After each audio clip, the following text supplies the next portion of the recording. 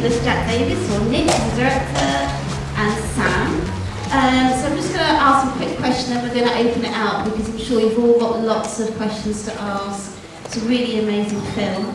But all I want to know really is how did you, well, want to make a documentary about Trojan, but also I'm really intrigued by the little dramatisations and the casting. Like who, did someone walk into a room and you were like, oh, that's Duke Reed, we've got to have them. So. Well, no, he was my driver in Jamaica, and so basically the reason is basically there's no archive of them doing anything really, and even if you go to Jamaica and speak to the newspapers there or the radio or the TV, there's very little stored archive of anyone doing anything. So there's this history that's very much word of mouth, which is what the film kind of tries to play on a little bit at the beginning. They didn't keep the store of it, they just lived that life from doing that thing.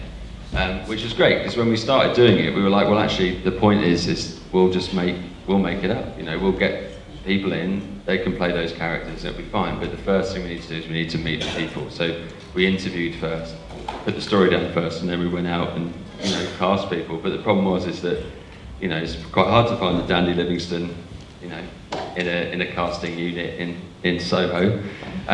So you have to kind of look around, and actually what tended to happen is, like the guy that plays Derek Morgan was the second camera assistant on the interview shoots, and I spent the whole time sort of eyeing him up, going like, well actually maybe do you ever heard of Derek Morgan? He'd be like, no, I don't know what you're talking about. I was like, I think you make a great Derek Morgan, and it was that kind of thing. So it was quite fun, like it really fun to do, and I think that we didn't take it that seriously, do you know what I mean? We didn't go like, oh, it's got to be perfect. It was just like, we just need someone that's got the right spirit and the right kind of look to carry them through. So that's why we did that. How we got into it is up to Sam, really. Well, hi, I'm Sam. We basically, it was the opportunity came along. It was the 50th anniversary of the legendary Trojan records, and we got approached by BMG, and we got talking about it. And I think what we really wanted to do from the outset was actually try and, what we really agreed on was that this should be a really positive story, a story about creativity and immigration and innovation, which we kind of felt like we needed to hear at the time that we started making. What was really interesting was as we got into production, the whole Windrush scandal kicked off, and it was depressing mainly, but also kind of galvanised what we were doing. And I think I think one of the big challenges facing it when you make any film is why is it relevant, or why would anyone watch it? Do you know what I mean? And actually, what happened was we were kind of like, well, there's people I'm sure in here that know a lot about Trojan records, like down to catalogue numbers, like there's proper fans. That I'm not saying, but there is those kind of that attachment to it, which means a lot. It's like a blues or a jazz, like people that are into it, really into it. But at the same time, they're already into it, and you need to find a way to make people care. And when we sat in 2017 going, why would people give a shit? The thing we really settled on was that actually the positive immigration story, like the fact that when people mix together, music and culture don't choose, and they don't necessarily go, well, you're this person, you're that person. It's like, you like it, this is good, this is what you dance too. It's that kind of vibe. So that's why we tried to bring that to it, and that was a big thing about why I wanted to make it, was to sort of do something with the right energy. So, there are lots of those catalogue number people in the audience. I can Where are you? recognise a few faces. TC. Don't test us, please. Is there any questions upstairs or downstairs in the audience? So if you can put your hands up so I can see. Oh, we've got one here on the end. Oh, you'll get a mic, mate, if you hold on. Coming up. If people upstairs could... testing. I've got a really silly question. I thought it was a fantastic film. Can you tell me why you didn't put subtitles? I'm sorry if some of it was really hard to understand. Do you want to do that? Was there a reason? It's a really good question, actually, and we did. Thanks. And we thought. Did I see you outside? Yeah. During the break? I was complaining with the lights. I definitely saw you outside during the break. My plan. We just decided not to, because we just didn't see, I think think if you were screening this in Toronto, in Canada, then there might be an argument to do that. I just think if you're screening this film in London, what's the point? I felt it. We talked about it because it was asked about, because the people, the company that we both work for are American, UK, global, and it comes up. And the thing is that they're speaking English, they're talking in English language. You do pick up the rhythm eventually. It might not be totally understood straight away, but I certainly kind of felt that it was the way to. Correctly, that's how they're speaking. Yeah, they're speaking the proper way. Yeah, that's how they're speaking. It felt more insulting. I generally think it felt more insulting to put subtitles on. Okay. So any more questions upstairs? Oh, we've got someone waving their hands very strongly at the front here. Is there a microphone up there coming down? No? Okay, you might need to... This lady over here, look. You might need to project, sorry. I'm just wondering, like, why were you two approached about this? I kind of missed that, I'm not quite sure. Why were you two approached about making this movie? What was behind it? Do you want me to start? Yeah. Hey. Well, I was approached because the anniversaries are usually a really good time when people start thinking about making a story or a film or a book about anything. And the 50 years of Trojan, and also along the same time as the 50 years since Enoch Powell's Rivers of Blood speech has been in the press a lot. So that was coming up, and that usually revs people's engines for we're going to make a story about this. And the people that sort of have the music now were like, we'd like to make a film or something about this, what do you think? So that's how it arrived with me. My attachment to making something about it is because the music that I heard as a kid growing up in the 80s was this music. So I was kind of fascinated by the fact that it was as British as I was, and I kind of thought, well actually that maybe you make a virtue of the fact that I'm not from that same background and of that same age, but that it kind of felt like it was part of me as well, and I think that's how I attached to it, and that's why I was excited about it. And then obviously, you then trying to get people that are willing to give you a shot to make it, so that's up to them. I don't know whether any of them are here, but you then need people to go, okay, you've got the go ahead to do it because you're trying to get funding and stuff. But really, my take on it was that I was excited to make something that felt very positive about music that I knew growing up and that I felt had something to say in 2018. And yeah, that was it really. Does that make sense? Kind of. Thanks. That's as good as I can do. I mean, basically, BMG wanted to make a film about Trojan Records. It was the 50th anniversary. They're very proud of the catalogue. It's this insane cornucopia of amazing records that we all love. And we, Pulse Films, we started talking to BMG about it. And we loved the idea. We loved the opportunity. We just thought it was an amazing story. Kind of slightly perversely, one of the things that we find quite useful to do is if you take the music out of a music documentary, what you're left with. And I think it's kind of mad to do with a story like Trojan, where you've got all these insanely amazing records. But I think we got very excited about the story outside of the music as well. It felt the right time to tell the story. And I think we got an amazing opportunity from BMG to tell the story. They trusted us to tell it, and I hope we did the story in some small way justice, and gave the artists and the music sort of room to breathe rather than, I mean, Nick, you're probably a better place to talk about the lack of voiceover.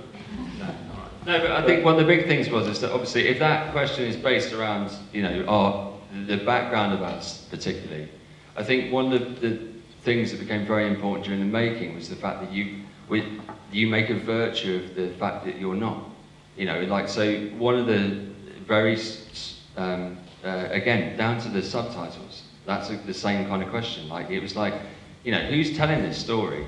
Is it me, who's, I'd like to say younger than I am, but not that young, telling this story on the point for these people? Well, it's not actually. The idea was actually trying to put it in people who hadn't had a chance to speak really, particularly like Danny Livingston, it has never really done anything like this before. There's certain people in this film that haven't really talked in this way before. So you try and make a virtue of that by going, okay, well, you tell me.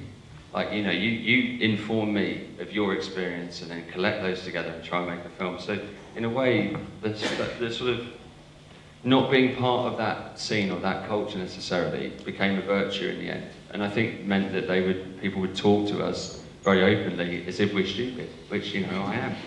But like, you know, that was the point, you know, you were kind of going, okay. And I think that's kind of documentary making too. Like, I'm not an expert about Trojan Records. I know Trojan Records really well. I know the people really well. And I wouldn't pretend to be anything I'm not, but the secret of documentary making, I think, is in like playing dumb. It's like going, well, you tell me. You let me know, because you're the person that needs to tell this, not me. So that was kind of, it became a virtue. It was a strange circumstance. It became something that I think we used as a weapon, as a positive thing to get the story out. Thank you. Any more questions or comments from the audience up here? There's one there. So I've always been interested in why it was called Trojan Records, and so, you know, the film kind of explained it. But so the guy, Reed, was called Trojan. Do you know where he got that nickname from? Well, again, it's a bit of a myth, but the truth, well, I say that, it's a bit of a myth, but the truth. The myth is that it comes from the British trucks that went over to Jamaica and went around the Commonwealth to ship to do whatever work needs to be done, and they would use them to get the big speakers around. So it's a Trojan, which I don't think is a Ford, but it's similar to like a Ford truck that they would use at that time to get around. So it became like, oh, there's this Trojan van that would ship the stuff around. But when we asked people about that in Jamaica, they were like, wow, I've never heard of that. I think it's more about the horse. And in a strange way,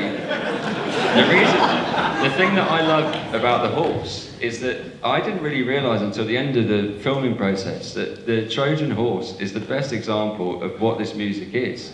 I'm not even going to pretend that I thought I knew that before.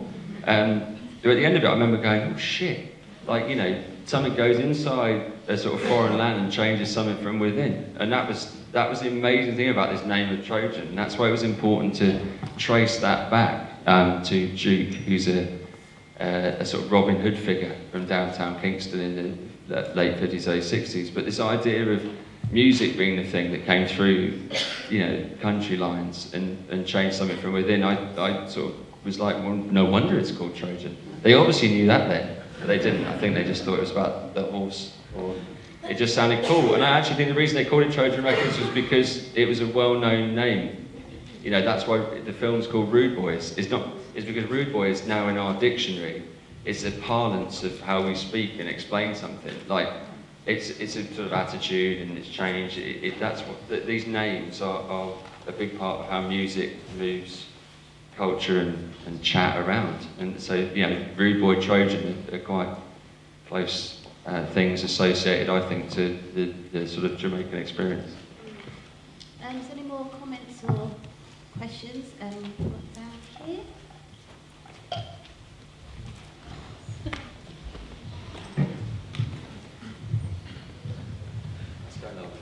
Thank you. I just wanted to say it's a really positive images, positive images, Skinheads in the show, because normally you know, got a really negative image, especially later on. So it was really nice to see, because I don't think their stories are always told. It was really nice to see how they helped reggae develop in this country as well. So just like to say, I really like that. Oh, thanks. It's probably worth saying, it's a really good point though, like it's probably worth saying that most people associate skinheads to either hooliganism or the far right, and actually in the original times they weren't. They were a sort of homage to the Jamaican friends that they were living with in the areas they were living, and actually, you know, that is probably not well known enough from my experience.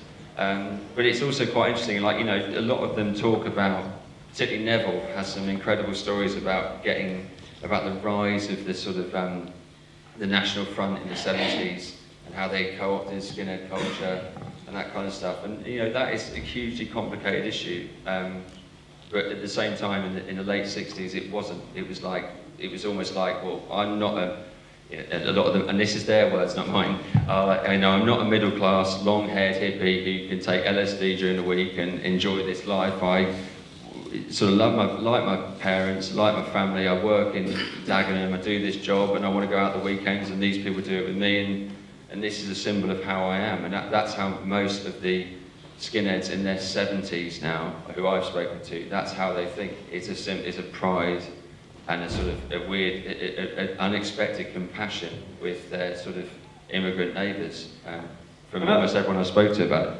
And that was one of the other, I think, fascinating things for us when we started thinking about this film, is that there's a kind of narrative about the 60s in particular that you get fed, and I think this kind of, certainly during the making of this film, and definitely by the end of it, you know, this sense that there's this alternative 60s, and that actually the legacy of that 60s, you know, working class white and black kids, you know, the influence of that is far more prevalent today, it feels to me, than a fairly niche group of hippies. Well, yeah, we were saying recently that, you know, we did some interviews when the film first came out a couple of weeks ago, and if you go down the street, if you go down Carnaby Street, they've got a Ben Sherman, a Dr. Martens, and a Fred Perry round the back, which are all derivatives or originals of this environment. You'll be really hard pressed to find people with caftans walking around, and I don't mean that funny. I mean, I'm sure there's people here that look great in a caftan, but you will be hard pressed to find it. It's the history is sold a little bit, and actually on the ground, the exciting thing about this film is that you were kind of going, actually, social change kind of happened in the basement, in the youth club, and whatever, through just music and sharing. It's not necessarily what's written. It's not a top-down thing, it's a working class movement, definitely. Any more comments, questions? One here, but also I'd like to see some women putting their hands up and asking questions, please, as well. One down there. So we go up here and then we'll come down to you afterwards. Thank you. Yeah, 50 years it's a long time, you know, and these records are amazing, and records I grew up on utterly timeless, and it's brilliant that you know, the owners, it's a BMG who owns Trojan now, who owns the catalogue. Oh, someone, yeah. Well, it's brilliant that they're saying, you know, I'm sure they're going to put out more box sets on 50th anniversary. Is there any talk over there of ever actually paying the artists the royalties? Oh, there's always one.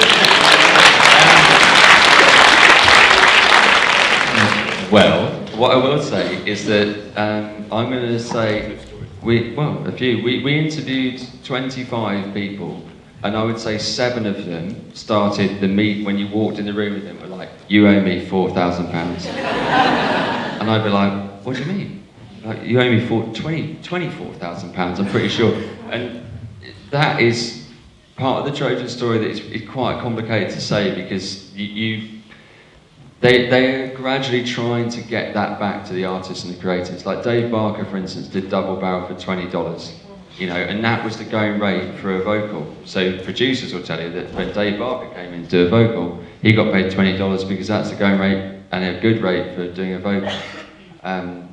But they didn't know about IP and copyright and all that kind of stuff about writing. And they're trying, as far as I am aware, they're trying to, in the last 20 years or so, been trying to put some of that back in, which is, again, massively complicated. And it was really hard to get people like Toots, Jimmy Cliff, we talked to for ages to be involved in the film and wouldn't do it because he was cross about certain things. But it became, for me, not the most important part about the story. And I remember saying to Toots in person, which was quite intimidating because he sort of looks like a sort of Rasta superhero and just like much cooler than I'll ever dream to be.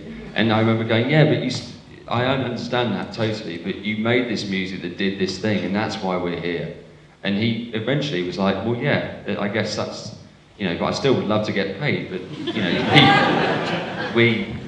know, you don't take it with you. I remember him saying something like that, and you kind of go, all right, that's the best I can do for you because I can't give you that 24 grand you want, you know. So yeah, I totally understand that. It's a difficult thing about that record industry at that time. I'm sure if you did boy bands of the early 70s or even some of the late rock bands, they didn't get any money. The Who, the Beatles, they didn't get paid the money they should have got paid at that time.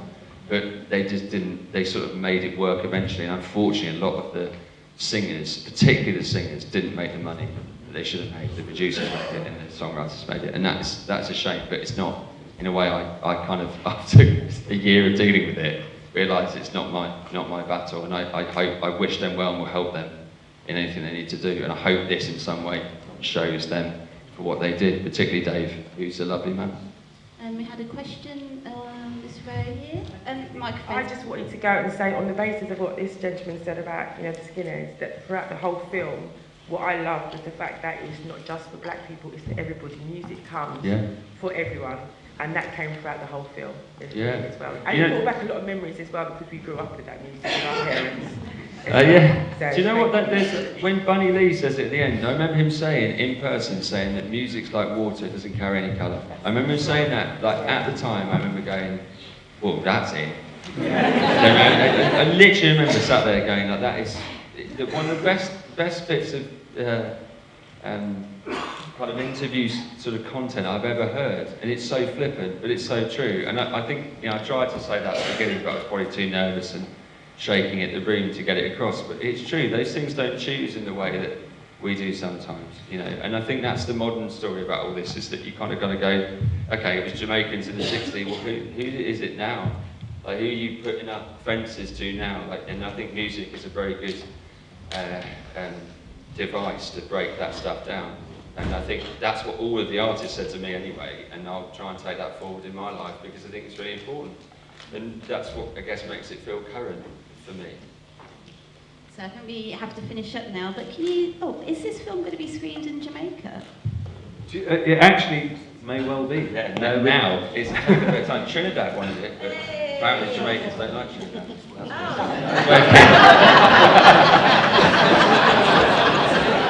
No, it's not true. Let's not get into the wars up here, we'll be here for a long time.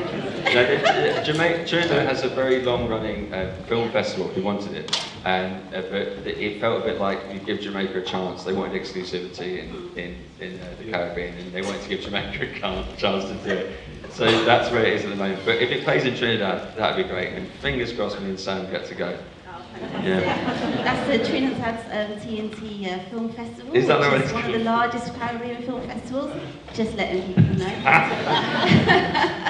But it's also been screened a few more times as part of Dock and Roll Festival. I think it's being sold out. Is it going on the tour? It's going to the Castle, I believe, perhaps next week. The Ritzy in Brixton, which is great. It's similar to here, I think they're doing Birmingham, Nottingham, which is wicked, and that's a big part of it. Like, it started. London really is very, very important to it, but those satellite kind of, sorry if anyone's from those places, the slightly smaller cities in England, I think it's so great it's got there, because there's obviously the same story there. Absolutely. Well, thank you very much. Can we give them both a round of applause?